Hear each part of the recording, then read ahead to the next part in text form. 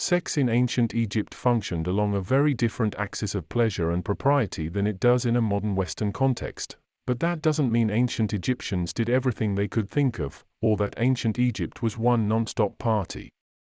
For example, ancient Egyptians thought visual depictions of animals doing it were less offensive than human-human intercourse. Representations of intercourse with animals, with corpses, and with siblings all have a place in the story of sexuality in ancient Egypt. If you thought the Romans and Greeks were unique when it came to bumping uglies, wait until you see the ancient Egyptians. Notably, the ancient Egyptians had strict rules about things like adultery and used early forms of birth control. They also kept records of their practices, which paved the way for advances in intercourse in the centuries since.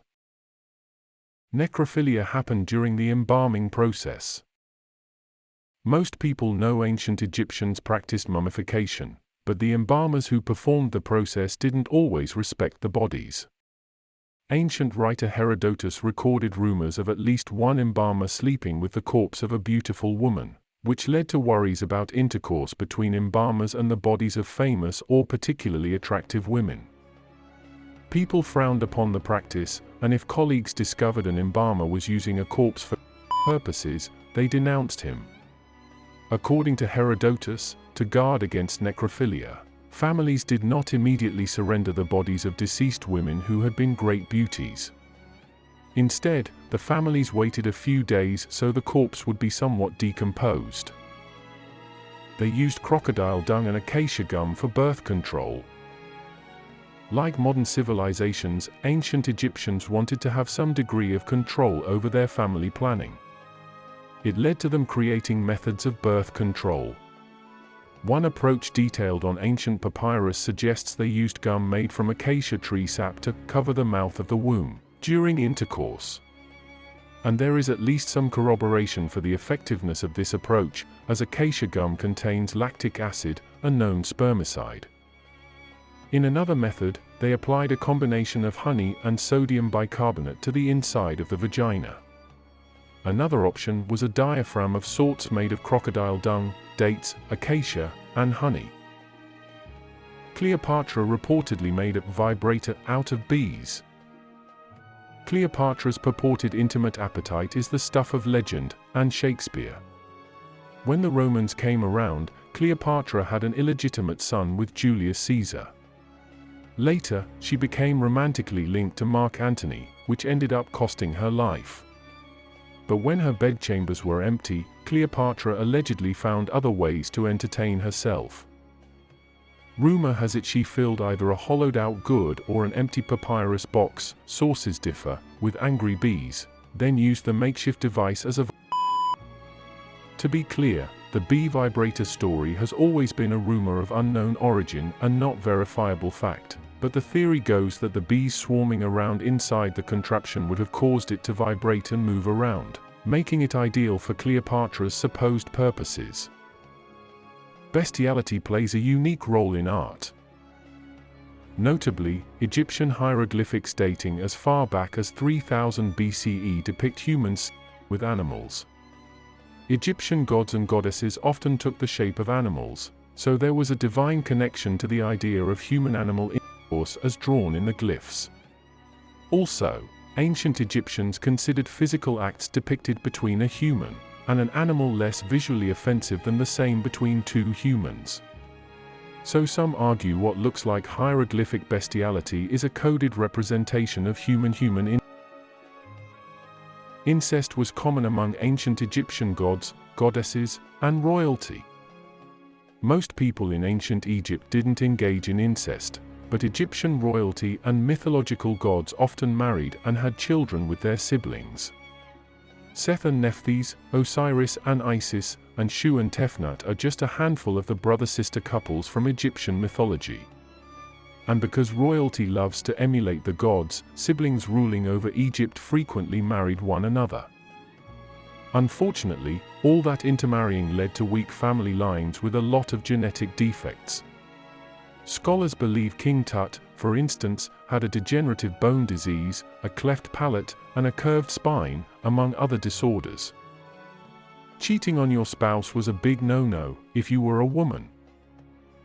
While premarital intercourse was just fine, once you married, you were more or less locked into that union.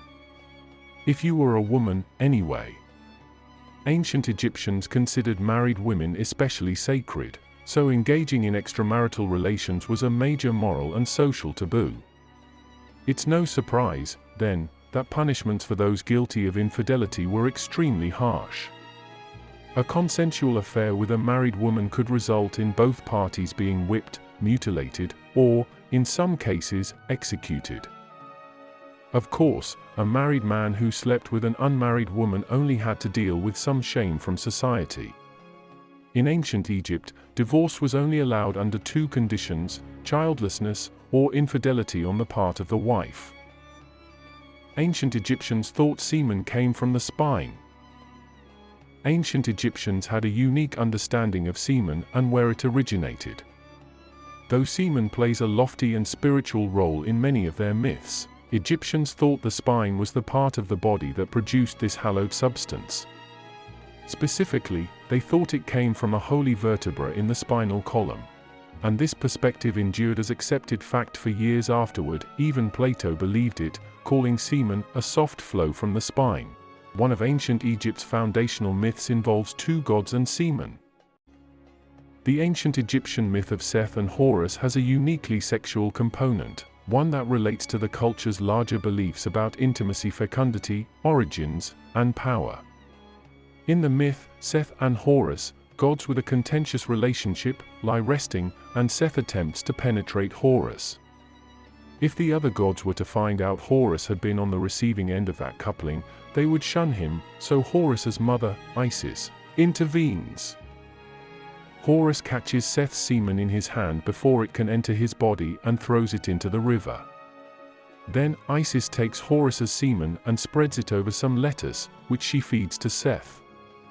Because of this deception, the gods decide it was Horus who penetrated Seth, not the other way around, and look negatively upon the latter. Eventually, Horus becomes the king of Egypt. Contraception was relatively successful. To avoid unwanted pregnancies, the ancient Egyptians utilized a variety of contraception methods.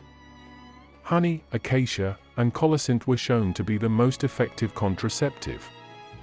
Before intimacy, Egyptian ladies would soak linen in the concoction and place it in their privates. Lactic acid, found in acacia, has been scientifically proven to be a spermicide. Colocynth has also been proven to be a natural abortion inducer by scientists. Colocynth is still used as a contraceptive by modern Arab women. An Egyptian contraceptive that was injected into a woman's privates was a mixture of crocodile dung and fermented bread. Even though it was chemically ineffectual, the dung acted as a diaphragm. Breastfeeding for up to 3 years was a proven form of contraception. Lactation prevents pregnancy by inhibiting ovulation. Men in ancient Egypt also tried to avoid unwanted pregnancies. They were one of the first to employ linen-covered condoms.